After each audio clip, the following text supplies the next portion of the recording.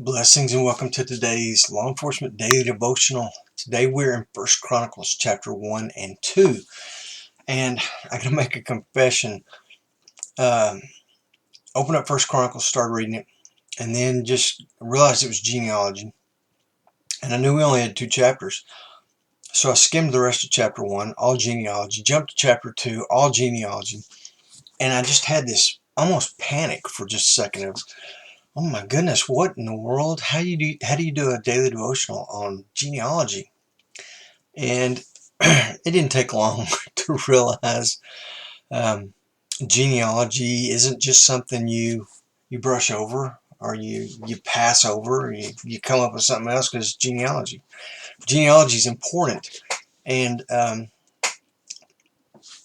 God revealed to me, gave some revelation um, of how important genealogy was, because some thoughts just came to mind that were opposite of where I was tracking and where I was going. So anyway, chapter 1, verse 1 through 27 is the genealogy from Adam to Abraham. Then in verse 28 through 31, these are the descendants of Abraham through Ishmael.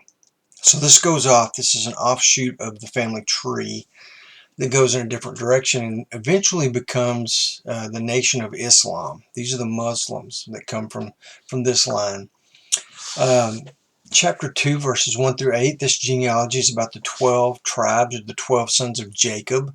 Jacob, who God changes his name to Israel, and then there's the 12 tribes of Israel. Well, this is Jacob and his 12 sons. They're the same thing.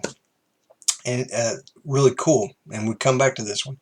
Then chapter 2, verses 9 through 55 is the genealogy of David, King David, the one who the Messiah is supposed to come from his line. So, thinking about this, after today, there's only 4 more Old Testament studies that we're going to do, and then we're going to get into the New Testament in just 4 short days, or 5 days. And the very first day of the New Testament reads, it's going to go over, guess what? Genealogies. So we're going to look at the genealogies of Jesus in 5 days. Without giving anything away, all of a sudden I realized the reason that these genealogies are in here, maybe not the only reason, but a good reason why these are in here, is because you can take the genealogy found in Luke, which is the genealogy of Mary, and you can take the genealogy in Matthew, which is the genealogy of Joseph. Now, Mary and Joseph were Jesus' parents, although Joseph is not really his dad. Mary gets impregnated by the Holy Spirit, so it's not really Joseph's son.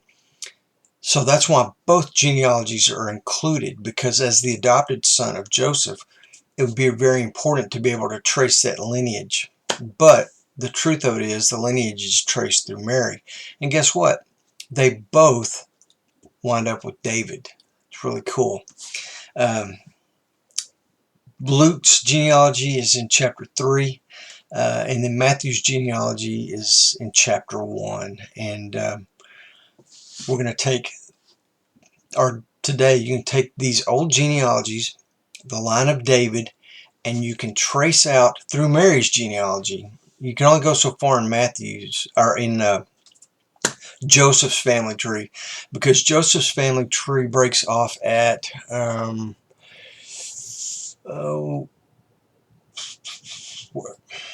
Mary's. You can trace completely back, but David's, it goes up through Nathan, and then that's kind of where the family goes around till it gets back to Joseph, and that's where Mary's meets up. But Mary's is traced very specifically along the same lines through um, chapter 2, verses 9 through 55.